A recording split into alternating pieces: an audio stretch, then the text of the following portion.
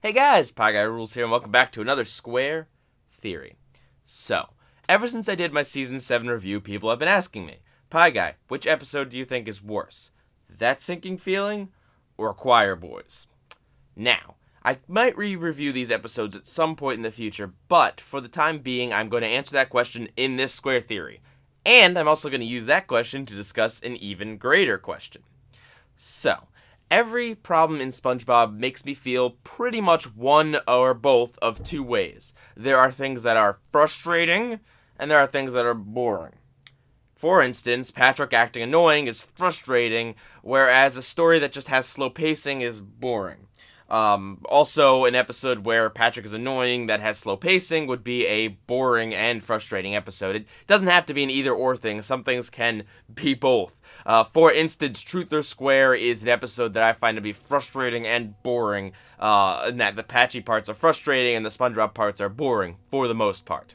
So, where does this fit in with this discussion? Well, I see that sinking feeling as being the pinnacle of boring. I find it to just be so boring. It's slowly paced. Everything in the episode is stuff we've already seen before with SpongeBob and Patrick, fighting an annoying Squidward.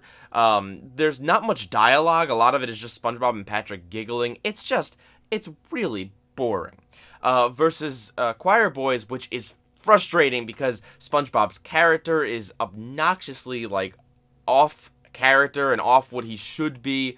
There are gags that just keep going on, and especially audio annoying gags that are just so irritating. It's the pinnacle of irritation.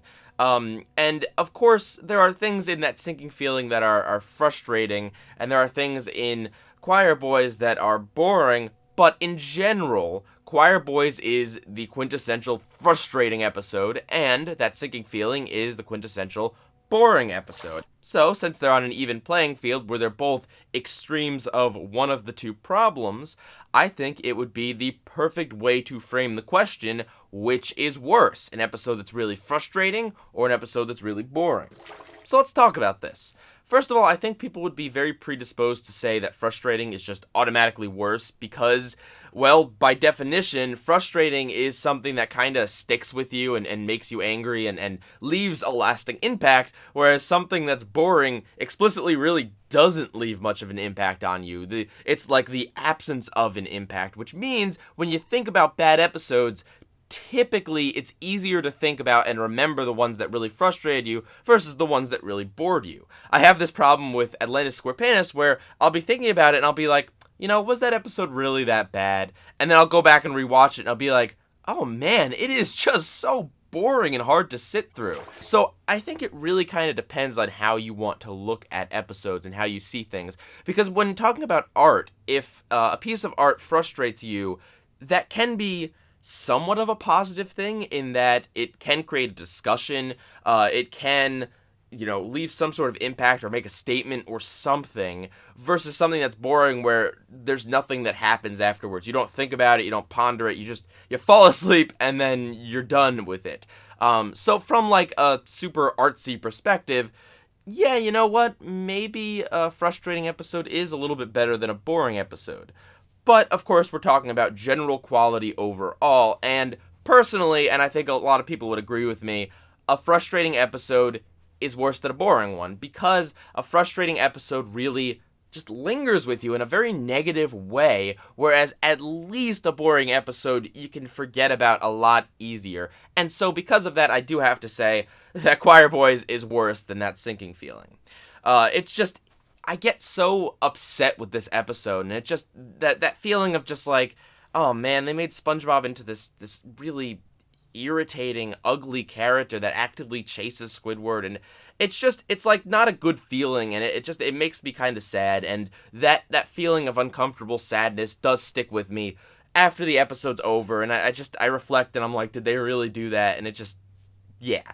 Versus that sinking feeling where I am really bored when watching this episode, and it is hard for me to sit through, to be honest, just like Choir Boys, but at least it's a lot easier to forget about, and at least that uncomfortable feeling doesn't stick with me quite as much afterwards, and I think that's kind of the distinction there.